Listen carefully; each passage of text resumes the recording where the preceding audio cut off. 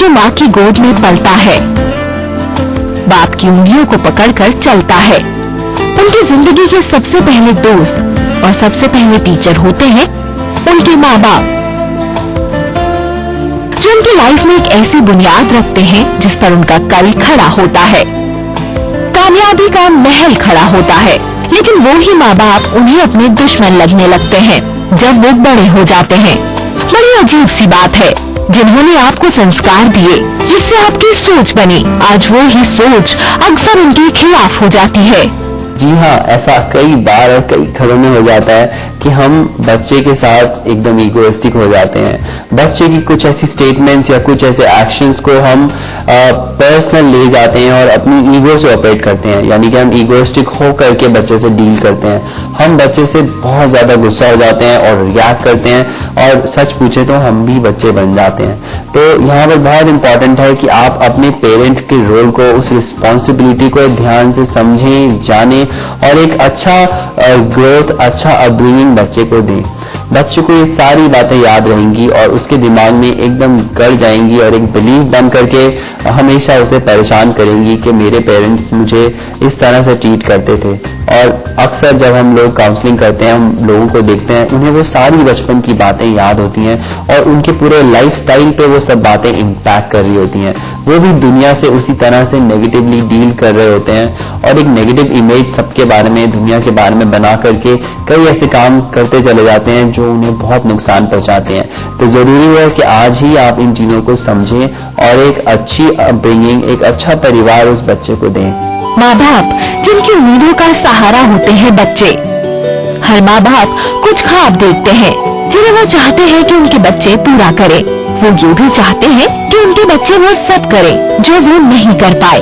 बच्चा चाहे कितना भी बड़ा हो जाए, माँ बाप के लिए हमेशा बच्चा ही रहता है। अक्सर बच्चे इन उम्मीदों के दबाव में आ जाते हैं। उनकी अपनी चाहतें, अपनी सोच होती है जिसे वो पूरा करना चाहते हैं। प्रॉब्लम तब आती है जब हम बच्चे की बातों के ऊपर एज इट इज उनकी बातों को फेस वैल्यू पर लेते हुए उन्हें नेगेटिवली रिएक्ट करते हैं। फॉर एग्जाम्पल, अगर बच्चे ने बोला कि ये ड्रेस मैं नहीं पहनूंगा, या इस पार्टी में मैं नहीं जाऊंगा, या मैं खेलने नहीं जाऊंगा, या मैं टीवी को नहीं बंद करूंगा, ये प्रोग्राम मैं नहीं हटाऊंगा, तब जब हम इन बातों को पर्सनली ले जाते हैं और उनको एज इट इज लेकर के हम रिएक्ट करते हैं कि नहीं तुम्हें करना होगा, कैसे तुम नहीं करोगे, तो ये सारी चीजें बच्चे को एक नेगेटिव बिहेवियर के लिए प्रोवोक करती हैं, जहां पर बच्चा और नेगेटिवली रिएक्ट करता है। और एक स्टेज आती है जब आपको बहुत गुस्सा आता है, कभी कभी आप बहुत बुरी तरह से उन्हें डांट देते हैं या कुछ पेरेंट्स तो हाथ भी उठा देते हैं, जो कि बहुत ही नेगेटिव है और हम इसको कंप्लीटली डिफाई करते हैं, रिजेक्ट करते हैं कि इस तरह से आप कभी बिहेव मत कीजिए। ऐसा अक्सर घरों में होता है, पर उन सब घरों में ऐसे भी स्टेजेस आते हैं जब ये बच्चे बहुत बड़े रिबेल बन जाते हैं, जब वो टीनेज में आते हैं और पावरफुल हो जाते हैं, तब रिश्ते बिल्कुल बनाए नहीं बनते और बिखर जाते हैं। तो आज ही इम्पोर्टेंट है कि आप इन चीजों को जानें कि बच्चा जो भी कह रहा है वो अपनी लिमिटेड वोकैबुलरी, जो भी उसके शब्दकोश उसके दिमाग में है, जो भी वर्ड्स उन्होंने सीखे हैं, चाहे वो अपने फ्रेंड्स से, छोटे छोटे लोगों से, छोटे छोटे फ्रेंड्स से सीखे हैं या टीवी में देख करके सीखे हैं, उन्हीं वर्ड्स को वो यूज करते हैं अपने कम्युनिकेशन में। तो जरूरी है कि आप उन वर्ड्स को as it is face value पर न लें, बल्कि उनके उन थॉट्स और स्टेटमेंट्स के पीछे क्या इमोशंस हैं, उसके पीछे क्या थॉट्स हैं, क्या उनकी नीड्स हैं, क्या वो इनोसेंट रिक्वायरमेंट्स हैं, उनको जानने की कोशिश कीजिए। और वो तब होगा जब उन वर्ड्स को आप नेगेटिवली ना लेते हुए थोड़ा सा थमेंगे और एक मैच्योर पर्सन की तरह उनसे सवाल पूछेंगे, बजाय कि उन्हें डांटना शुरू करें आप। ऐसे में सवाल उठता है कि क्या करा जाए। इसकी मेन वजह है बच्चों और माँ बाप के बीच का कम्युनिकेशन गैप। अक्सर जब बच्चों के दोस्त बन जाते हैं तो वो हर बात सबसे पहले अपने दोस्तों से शेयर करना चाहते हैं। वो भूल जाते हैं कि उनके सबसे पहले दोस्त उनके पेरेंट्स थे और जो आज भी उनके दोस्त ही हैं। बच्चे पेरेंट्स के कंसर्न नेचर को डांट के रूप में लेते हैं, जबकि ऐसा नहीं है। बच्चों को सबसे अच्छा उनके माँ बाप समझ सकते हैं, उनकी क्षमताओं को, उनकी कमियों को। माँ बाप के पास किसी भी बात का तोड़ हो न हो, पर उनके पास ममता की वो शक्ति हमेशा होती है जो किसी सिचुएशन में हम सभी को चुटकी बजाकर बाहर कर देती है। जरूरत है तो बस एक पहल की। तो उनका दोस्त बनते हुए मजाक फॉर्म में उनसे पूछिए कि अच्छा तो तुम टीवी क्यों नहीं बंद करोगे, ऐसा क्या टीवी में प्रोग्राम आ रहा है, मुझे लगता है कि तुम बहुत एंजॉय कर रहे हो टीवी। इस तरह से जब आप उनकी टोन में आ जाएंगे तब वो आपको बताएंगे कि हाँ टीवी में ये जो कैरेक्टर है ये कैरेक्टर मुझे बहुत अच्छा लगता है। तब आप जानिए कि ये कैरेक्टर आपको क्यों अच्छा लगता है, क्या इंस्पिरेशन ये कैरेक्टर आपको देता है। तब उनकी दुनिया का एक हिस्सा बन पाएंगे आप, उनके दोस्त बन पाएंगे, और तब दोस्ती दोस्ती में आप उन्हें वो लर्निंग्स देंगे जो अदरवाइज आप डांटने के टाइम पर उनको देना चाहते थे कि टीवी देखकर कि आंखें खराब हो जाएंगी। पार्टी में जाओगे तो और लोगों से भी मिलोगे और दोस्त बनेंगे और अंकल से मिलोगे, अच्छी अच्छी चीजें खाने को मिलेंगी, ये सब उन्हें बता पाओगे। बट अगर आप उनके दोस्त नहीं बनोगे और एक नेगेटिव रोल उनकी लाइफ में अदा करोगे तो वो आपसे दूर होते चले जाएंगे। तब ये भी पॉसिबल है कि वो गलत संगति में जाएं, गलत दोस्तों के साथ दोस्ती करें और वो जो उनको अपना दोस्त समझें। जैसे जैसे हम माँ बाप की छाया में बड़े होते हैं, दुनिया का अच्छा बुरा समझने लगते हैं, अपने फैसले खुद लेने लगते हैं। तब हमें अपनी सोच माँ बाप के एक्सपीरियंस से बड़ी लगने लगती है।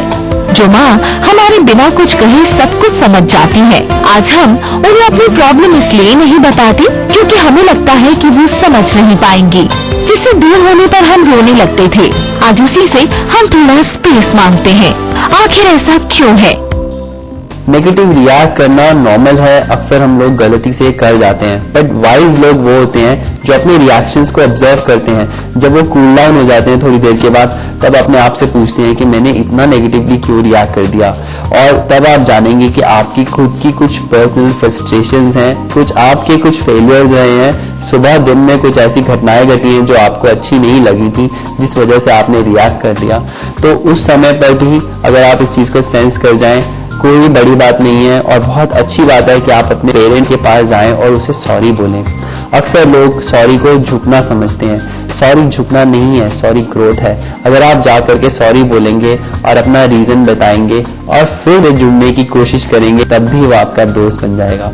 ये वैसा ही है जैसे हम लोग अपने दोस्तों के साथ डील करते हैं।